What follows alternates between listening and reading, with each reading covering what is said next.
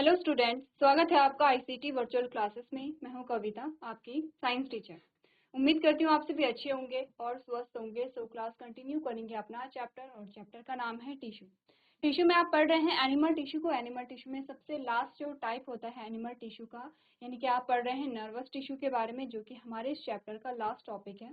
आज हम इस चैप्टर को यहाँ पे कंप्लीट कर लेंगे। तो आपको क्या करना है, जितने भी टॉपिक हमने चैप्टर में पढ़े हैं अच्छे से समझने हैं। थोड़ा लेंथी चैप्टर हमारा होता है, लेकिन अगर आप लाइन डायग्राम के माध्यम से समझेंगे। आपने क्या किया, प्लांट टिश्यू को लिया, प्लांट टिश्यू को एक चार्ट बनाया है, फ्लो चार्ट, और अगर आप उसके माध्यम से समझते हैं तो चीजें आपके लिए इजी हो जाती हैं। बेसिकली आपको क्या समझना है, टाइप्स ऑफ टिश्यू, चाहे आप प्लांट की बात करें चाहे एनिमल की बात करें, टाइप्स ऑफ टिश्यू आपको समझने हैं। उसके बाद आपको उनके स्ट्रक्चर, उनके लोकेशन और उनके फंक्शंस के बारे में बात करनी है। तो ये तीन चीजें आप इजीली लाइन डायग्राम में ऐड कर सकते हैं। तो देख लीजिए अभी तक क्या क्या टॉपिक आपके पास आए हैं, आपने टिश्यू में क्या क्या चीजें समझी हैं। आपने यहाँ पर प्लांट टिश्यू की बात की है, तो प्लांट टिश्यू में कौन कौन से टाइप आपके पास आए हैं, ठीक है। उनके स्ट्रक्चर, उनके फंक्शन के बारे में आपको पढ़ना है। अगर आप एनिमल टिश्यू पढ़ रहे हैं तो एनिमल टिश्यू में कितने प्रकार के टिश्यू हैं, उनके क्या क्या फंक्शंस हैं, क्या क्या लोकेशंस हैं, वो आपको समझनी है। तो देख लीजिए अभी तक हमने कौन कौन से टॉपिक कवर किए हैं। हमने एपिथेलियल टिश्यू को पढ़ा, जिसमें आपने स्क्वैमस, क्यूबॉइडल, कॉलमनर, सिलिएटेड और ग्लैंडुलर एपिथेलियल टिश्यू की बात की है। नेक्स्ट हमने कनेक्टिव टिश्यू की बात की है, जिसमें आपने एरियोलर के बारे में पढ़ा है, जिसमें टेंडन और लिगामेंट दो टाइप थे, ठीक है। नेक्स्ट हमने एडिपोस पढ़ा है। नेक्स्ट है स्केलेटल, जिसमें बोन एंड कार्टिलेज हमने पढ़ा है। नेक्स्ट हमने फ्लूइड को पढ़ा है, जिसमें आपने ब्लड और लिम्फ को पढ़ा है। इसके बाद नेक्स्ट हमारे पास आया था मस्कुलर टिश्यू, और मस्कुलर टिश्यू हमने कहा था तीन प्रकार के हमारे पास आते हैं। कौन कौन से थे, स्ट्राइटेड, स्मूथ एंड कार्डियक, ठीक है। अब इनकी जो संरचना थी वो अलग थी, इनकी जो लोकेशन थी वो अलग थी। इसके बेसिस पे आपने क्या किए हैं, तीन प्रकार के टिश्यू पढ़े हैं। नेक्स्ट हमारे पास आता है नर्वस टिश्यू, जो कि आज हम पढ़ने वाले हैं। नर्वस टिश्यू को समझेंगे, जो कि आपके एनिमल टिश्यू का लास्ट पार्ट आता है। तो पहले देख ले आप कि कौन कौन से टिश्यू हमने पढ़े हैं, उनमें क्या क्या चीजें आपने समझी हैं, कितने प्रकार के टिश्यू होते हैं, क्या उनके फंक्शंस होते हैं। ये सारी चीजें आप लोग क्या करेंगे, रिवाइज करेंगे।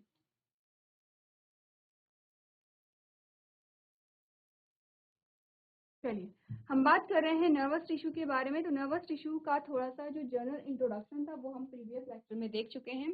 क्या चीजें हमने अभी तक समझी हैं यहाँ पर नर्वस टिश्यू के बारे में। हमने कहा जो नर्वस टिश्यू है, जो नर्वस टिश्यू है वो भी क्या होगा, सेल से मिलकर के बना होगा। तो हमने कहा नर्वस टिश्यू की जो यूनिट है वो क्या है, हमने कहा वो है न्यूरॉन, ठीक है। और न्यूरॉन का डायग्राम हमने एक बेसिक सा डायग्राम हमने प्रीवियस लेक्चर में देखा था। आगे भी आपके पास डायग्राम आएगा न्यूरॉन का, जो कि इस प्रकार से है। ये एक न्यूरॉन आपका आता है, और इसी प्रकार से बहुत सारे न्यूरॉन मिल करके क्या बनाते हैं, यहाँ पर नर्वस टिश्यू को बनाते हैं। इसी प्रकार के बहुत सारे न्यूरॉन हमारी पूरी बॉडी में स्प्रेड होते हैं, पूरी बॉडी में होते हैं। अब इनका फंक्शन क्या है, क्यों हम न्यूरॉन को पढ़ रहे हैं या फिर क्यों हम नर्वस टिश्यू को पढ़ रहे हैं। हमने कहा हमारी बॉडी में कोई भी सेंस, अगर मैं कहूँ सेंस ऑर्गन कौन कौन से हमारे होते हैं, जिसमें आपने अगर आप छोटी क्लासेस में थे जब आप, तो आपने क्या पढ़ा था यहाँ पर, आपने स्टिमुलस यानी कि उद्दीपक के बारे में बात की थी, ठीक है, और आपने रिस्पॉन्स के बारे में बात की थी। इसी के साथ आपने सेंस ऑर्गन यानी कि रिसेप्टर के बारे में बात की थी।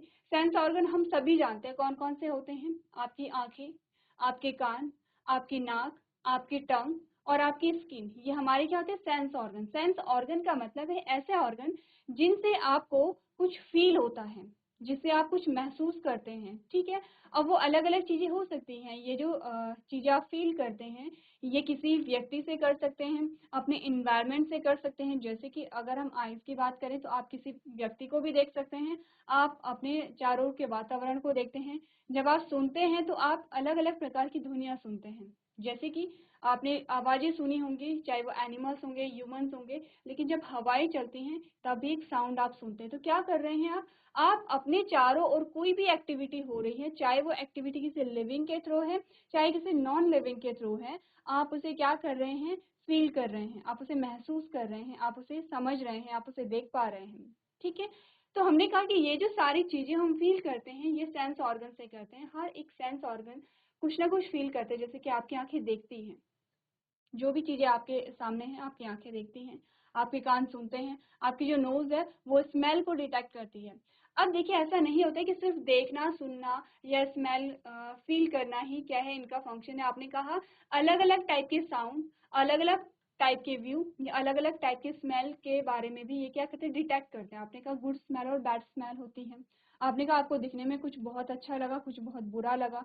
आपकी कोई साउंड आपको कोई म्यूजिक आपको बहुत अच्छा लगा और कोई जो आवाज़ होती है वो आपको नॉइज़ लगी, शोर लगा। आप क्या कर रहे हैं? जो चीज़ें आपके सामने आ रही हैं, वो हैं क्या? उद्दीपक हैं, स्टिमुलस हैं। अब आप कहेंगे स्टिमुलस क्या हुआ? स्टिमुलस वो चीज़ें हैं जो जिनके प्रति हम क्या देते हैं रिस्पॉन्स देते हैं या जिनका हम पर कोई ना कोई प्रभाव पड़ता है।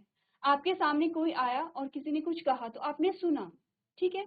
यानी कि आपने उस चीज़ को क्या किया फ़ील किया है, आपने उस चीज़ को एनालाइज़ किया। तो कोई भी ऐसी एक्टिविटी, कोई भी ऐसी घटना, कोई भी ऐसी चीज़ जिसका कि हम पर प्रभाव पड़ता है या जिसको हम फ़ील करते हैं, यह स्टिमुलस कहलाते हैं। जैसे कि आपने कहा गर्म और ठंडा। ये भी स्टिमुलस है क्योंकि हमें पता चल रहा है। आपने कहा कि जो हवा चल रही है, हवा को आप फ़ील कर रहे हैं, वो भी क्या है स्टिमुलस है। आपने कहा कि आपने किसी को देखा या फिर आपने कहा आपने कोई खाना खाया, तो खाना कैसा है? अच्छा है, बुरा है, कड़वा है, तीखा है, ये सारे क्या हैं स्टिमुलस हैं और स्टिमुलस के बेसिस पे आपने कहा रिस्पॉन्स निकलते हैं, ठीक है? अलग-अलग जो स्टिमुलस होते हैं उनके बेसिस पे यहाँ पर अलग-अलग रिस्पॉन्स आपको देखने को मिलते हैं। जैसे कि हम अगर स्मेल की बात करें, आपने कहा कोई चीज़ है और जैसे कि आपने कहा कि जो खाना है, खाना क्या हो गया है बहुत दिन तक आपने रख लिया है और वो जो खाना है वो खराब हो गया है, उससे जो स्मेल आएगी वो कैसी है? बैड स्मेल है, आपको अच्छा फील नहीं होगा। लेकिन जो गर्मा-गर्म खाना आपने बनाया है उसकी जो स्मेल होगी बहुत अच्छी होगी। क्या किया आपने? स्मेल को डिटेक्ट किया है, ठीक है? वैसे ही हर एक जो सेंस ऑर्गन है वो ये काम करते हैं। अब हमने सेंस ऑर्गन को भी समझ लिया है, जो आपके संवेदी अंग होते हैं, हमने उद्दीपक यानी कि स्टिमुलस को भी समझ लिया है। अब रिस्पॉन्स क्या होता है? आपने कहा रिस्पॉन्स क्या होगा? मैंने किसी बहुत अच्छे फूल को देखा, मुझे अच्छा लगा, लेकिन अगर मैंने किसी सांप को देखा तो मैं डर गई। ये हमारा रिस्पॉन्स होता है कि आपने जो चीज़ें देखी, आपके सामने जो चीज़ें आई, उसके अकॉर्डिंग आपका रिस्पॉन्स आया। ऐसा नहीं है कि आप सांप को देख के भी बहुत खुश होंगे, बहुत अच्छा आपको लगेगा। आप डर जाएँगे उस चीज़ को देख कर के, ठीक है? तो आपने कहा कि यही चीज़ होती है, जैसे कि स्मेल की हमने बात की, हमने कहा कि जो आपको बैड स्मेल आपको फ़ील हुई, तो उससे क्या होगा? आपको अच्छा नहीं लगेगा, लेकिन अगर किसी अच्छे खाने की खुशबू आपके पास आए, तो अब आपका क्या होगा? मुँह में सलाइवेशन होगा, आपको भूख लगेगी। तो अलग-अलग रिस्पॉन्स आते हैं यहाँ पर स्टिमुलस के अकॉर्डिंग। रिस्पॉन्स यानी कि जो भी आप प्रतिक्रिया देते हैं, ठीक है? अब ये सारी चीज़ें बेसिक सी हमने समझ ली हैं। हमने कहा कि यहाँ पर जो चीज़ें हम फ़ील कर रहे हैं, क्योंकि हम जानते हैं कि सारी चीज़ें कौन हमारा ब्रेन कंट्रोल करता है। तो क्योंकि आपने किसी गर्म चीज़ को छुआ और आपने किससे छुआ? अपने हाथों से छुआ। हमने कहा इसका सिग्नल जब आपने हाथों से किसी चीज़ को छुआ, जैसे कि मैंने इस पेन को टच किया। अब मैंने इस पेन को टच किया है, मुझे फ़ील हो रहा है कि मैंने इस पेन को पकड़ा हुआ है, मैंने इस पेन को टच किया है। ये जो चीज़ें हैं, क्योंकि अंडरस्टैंडिंग कहाँ होती है? हमारे ब्रेन में होती है। तो ये कैसे हुआ कि मैंने हाथों से इस पेन को छुआ और मेरे ब्रेन को पता चल गया है कि मैंने किसी चीज़ को छुआ है। इसके बदले अगर मैं एक पानी की बॉटल पकड़ूँ तो मुझे अलग फ़ील होगा, ठीक है? इसके बजाय मैं अगर चाय का कप लूँ तो मुझे अलग फ़ील होगा। तो इन सारी चीज़ों का पता मेरे ब्रेन को कैसे पहुँचता है? आपने कहा हमारी बॉडी में होती हैं नर्व सेल्स, न्यूरॉन होते हैं, जो कि अभी आपने देखे। ये न्यूरॉन होते हैं। ये न्यूरॉन क्या करते हैं? सिग्नल को पास करते हैं। जैसे कि आपने किसी भी कोई भी हमारी बॉडी में क्या हुआ, कोई भी हमारी बॉडी में हमने किसी चीज़ को एनालाइज़ किया, चाहे आप आँखों की बात करें, चाहे आप अपनी टंग की बात करें, चाहे आप अपनी स्किन की बात करें। अब स्किन आपकी पूरी बॉडी में है। ठीक है? आपने कहा कि ये क्या करते हैं? सिग्नल को रिसीव करते हैं और इन सिग्नल को, क्योंकि ये जो न्यूरॉन है ये हमारे ब्रेन तक पहुँचे हुए हैं, इन न्यूरॉन के द्वारा जो सिग्नल है वो हमारे ब्रेन तक पहुँचाए जाते हैं। सेम हमारा ब्रेन क्या करता है? हमें चीज़ों को बताता है, सिचुएशन के अकॉर्डिंग हमें चीज़ों को सजेस्ट करेगा कि हमें क्या करना है, हमें क्या नहीं करना है। जैसे कि अगर हम गर्म और ठंडे की का एग्ज़ाम्पल लेते हैं, तो होता क्या है? आपने कहा कि सर्दियों के टाइम पर आप आग सेक रहे हैं, क्योंकि आपको ठंडा लग रहा है। अब आपके ब्रेन को पता है कि आपको आग सेकनी है, कितनी सामने कितने पास आग के जाना है, इतनी आपके ब्रेन को पता है। अगर आप आग में हाथ डाल देते हैं, तो अब आपका ब्रेन ये आपको कमांड देगा कि आपको हाथ को हटाना है। तो देखा जाता है कि डेंजर ज़ोन कहाँ पर है, सिचुएशन के अकॉर्डिंग हमारा ब्रेन क्या करता है, हमें यहाँ पर कमांड देता है और उसी के अकॉर्डिंग हमारे जो बॉडी के सारे ऑर्गन्स हैं, वो काम करते हैं। अब इतनी बात आपको क्लियर हो गई होगी नर्वस टिश्यू कहाँ पाए जाते हैं और नर्वस टिश्यू का बेसिक सा फंक्शन क्या है। आपने कहा बहुत इंपॉर्टेंट होता है। अगर हमारा नर्वस सिस्टम ही काम नहीं करेगा तो क्या होते हैं, हम कोई भी जो सेंस है, कोई भी जो संवेदी चीजें हैं, हम उन्हें फील नहीं कर पाते हैं। ठीक है, तो पढ़ लेते हैं थोड़ा सा यहाँ पर नर्वस टिश्यू के बारे में।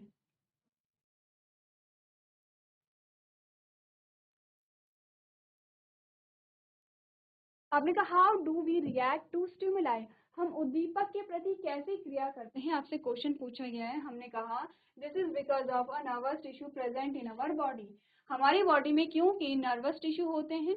ठीक है, और इसी की वजह से हम क्या करते हैं, जो स्टिमुलाई होते हैं, उद्दीपक होते हैं, उन्हें फील कर पाते हैं। They are capable of transmitting information quickly from the brain to different parts of the body and vice versa. आपने कहा ये बहुत क्विकली क्या करते हैं, मैसेजेस को पास करते हैं। ये आप जानते हैं, आपने किसी गर्म वस्तु को छुआ या आपने आग के सामने अपना हाथ लेके गए और आप एकदम से विद इन अ सेकेंड आप हाथ को हटा लेते हैं, तो सोचिए कितनी क्विक यहाँ पे क्या हो रही है, यहाँ प्रोसेस हो रही है कि जो सिग्नल है वो आपके ब्रेन को पहुंचाएगा। ब्रेन ने आपके हाथ को कमांड दी, हमें फील नहीं होता है, लेकिन जो भी चीजें, जो भी एक्टिविटी हम कर रहे हैं, मैं आपसे बात कर रही हूँ, मैं आपको पढ़ा रही हूँ, आप पढ़ रहे हैं, ये सारी चीजें जो हो रही हैं वो हमारा ब्रेन ही कंट्रोल कर रहा है। तो हमने कहा कि विद इन अ सेकेंड ये प्रोसेस हो रही है, तो बहुत कैसी होती है, क्विक होती है। Therefore nervous tissue are found in nerve, brain and spinal cord. ठीक है, कहाँ कहाँ होती हैं, आपने कहा कि जो यहाँ पर नर्वस टिश्यू होते हैं वो नर्व्स में, आपके ब्रेन में और स्पाइनल कॉर्ड में प्रेजेंट होती है। Nervous tissue is made up of cell called nerve cell और न्यूरॉन। आपने कहा कि जो, क्योंकि टिश्यू हम जानते हैं, टिश्यू यानी कि ऊतक किससे मिलकर के बने होते हैं, कोशिकाओं से मिलकर के बने होते हैं। तो आपने कहा जो नर्वस टिश्यू है वो भी कोशिका से मिलकर के बना है। क्या नाम है उसका, नर्व सेल है या न्यूरॉन है। ठीक है, these neurons connect together to form the nervous of our body। आपने कहा कि ये जो न्यूरॉन होते हैं ये एक दूसरे से कनेक्ट होते चले जाते हैं और क्या बनाते हैं, नर्वस टिश्यू बनाते हैं हमारी बॉडी का।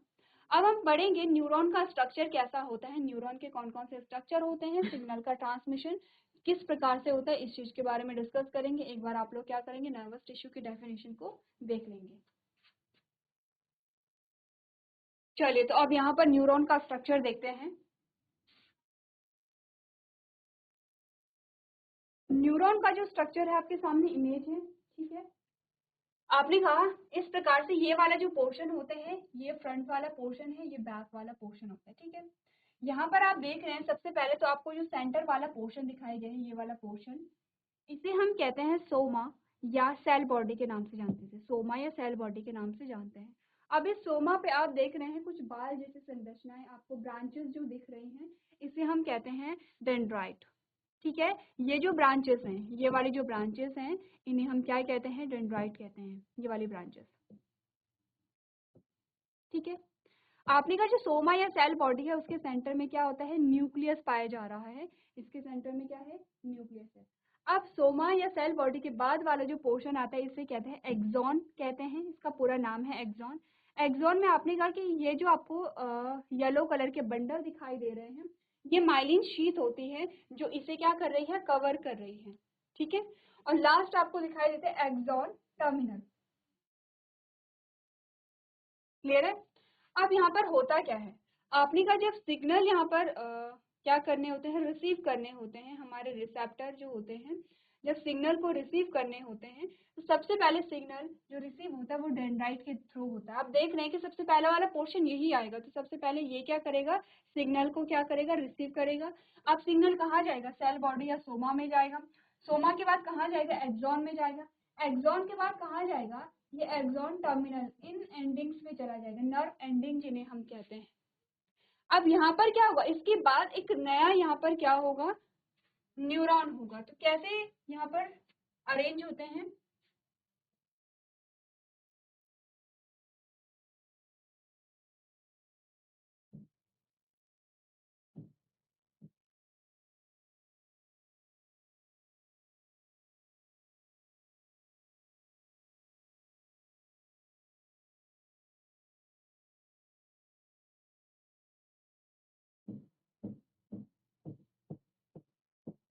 ये एक बेसिक सा स्ट्रक्चर है, ठीक है। अब आपने कहा यहाँ से क्या होगा,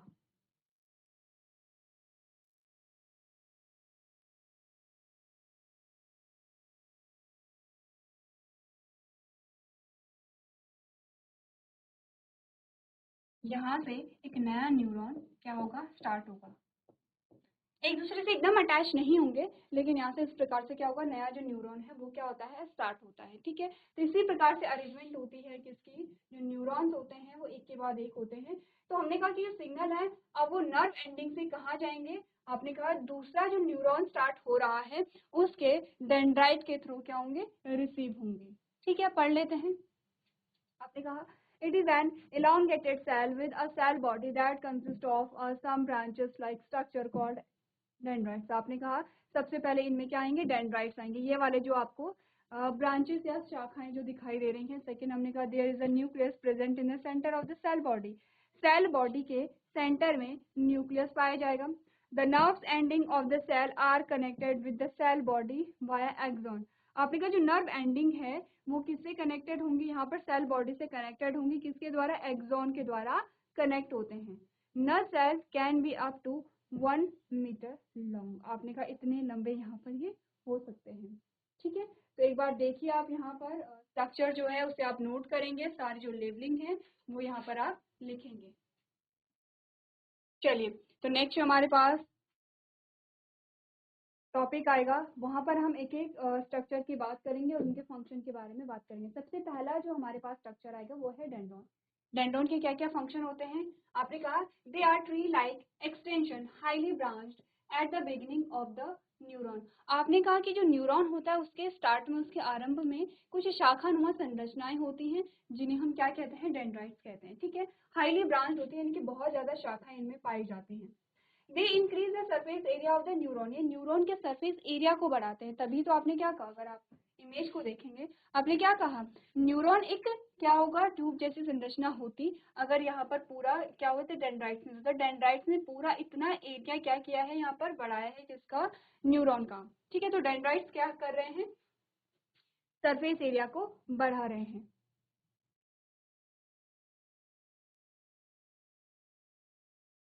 नेक्स्ट लाइन हमें बता रखी है they receive chemical signal from the different neurons of the body. तो हमारी बॉडी में यहाँ पर हमने कहा कि जो मैसेजेस कन्वे हो रहे हैं उसके लिए सिग्नल सबसे पहले कौन रिसीव करता है, न्यूरॉन ही रिसीव करते हैं। They can convert these chemical signals into electric signals and pass them to neuron cell body. क्या करेंगे, न्यूरॉन सेल बॉडी को पास करा देंगे। न्यूरॉन सेल बॉडी का क्या मतलब है, यहाँ पर आपने कहा डेंड्राइट्स ने रिसीव किया तो कहाँ जाएंगे, अब ये सेल बॉडी में जाएंगे। सिंपल सी बात है, आप क्या कह रहे हैं, मैंने कहा ये स्टार्टिंग है और ये एंडिंग है, तो यहाँ पर सिग्नल कुछ इस प्रकार से जाएंगे, ठीक है। A neuron can have a single dendrites और मल्टीपल डेंड्राइट्स। आपने कहा न्यूरॉन में एक सिंगल डेंड्राइट भी हो सकते हैं तो बहुत सारे डेंड्राइट भी हो सकते हैं, ठीक है।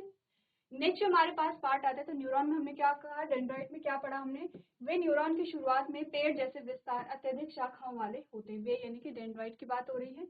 वे न्यूरॉन के सतह क्षेत्र को बढ़ाते हैं। वे शरीर के विभिन्न न्यूरॉन से रासायनिक,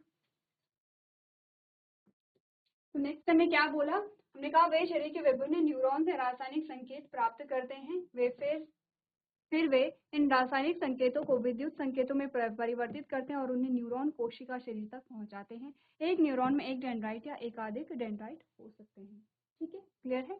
नेक्स्ट जो हमारे पास पार्ट आता है वो है सेल बॉडी, ठीक है। सेल बॉडी जो आपका बीच वाला पोर्शन, ये वाला राउंड वाला पोर्शन है, आपने कहा इसे हम सोमा भी कहते हैं सेल बॉडी को। The main function of the cell body and nucleus of the neuron to maintain the functionality of the cell. आपने कहा पूरी न्यूरॉन की जो फंक्शनिंग है, जो कार्यविधि है, उसे कंट्रोल करने का काम होता है सोमा, और उसके अंदर जो न्यूक्लियस होगा, ठीक है।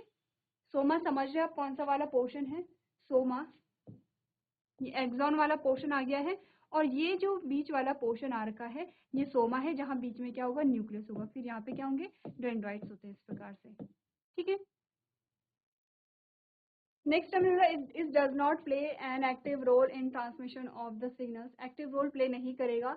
It produce a protein that required by a different parts of the neuron to work properly. ये प्रोटीन का निर्माण करेगा जो न्यूरॉन के प्रॉपर फंक्शनिंग के लिए इम्पॉर्टेंट होता है।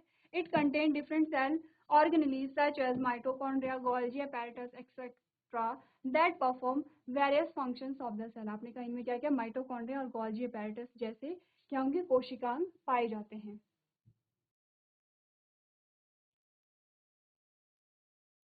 क्या क्या चीजें समझी हमने कहा है कि कोशिका जो सेल बॉडी होती है उसे सोमा भी कहते हैं। कोशिका शरीर में न्यूरॉन के केंद्र का मुख्य कार्य कोशिका की कार्य क्षमता को बनाए रखना है।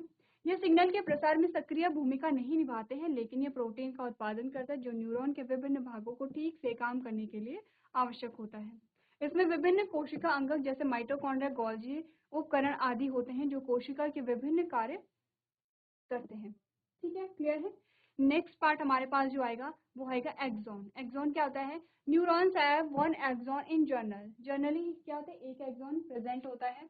It is a long structure that connects the cell body to the terminals, and it also connects with other neurons, cell and organs of the body through the nerve terminal। क्या समझे? हमने कहा ये एक लंबी संरचना है जो कोशिका शरीर को टर्मिनलों से जोड़ती है। टर्मिनल क्या होते हैं? जो नर्व एंडिंग है उन्हें क्या उससे जोड़ती है, और यह तंत्रिका टर्मिनलों के माध्यम से शरीर के अन्य न्यूरॉन, कोशिकाओं और अंगों से भी जुड़ती है। ठीक है। It allow for the fast transmission of signal, the larger diameter of the axon the faster it will transmit signals. यानी कि हमने कहा यह सिग्नल के तीव्र संचरण की अनुमति देता है।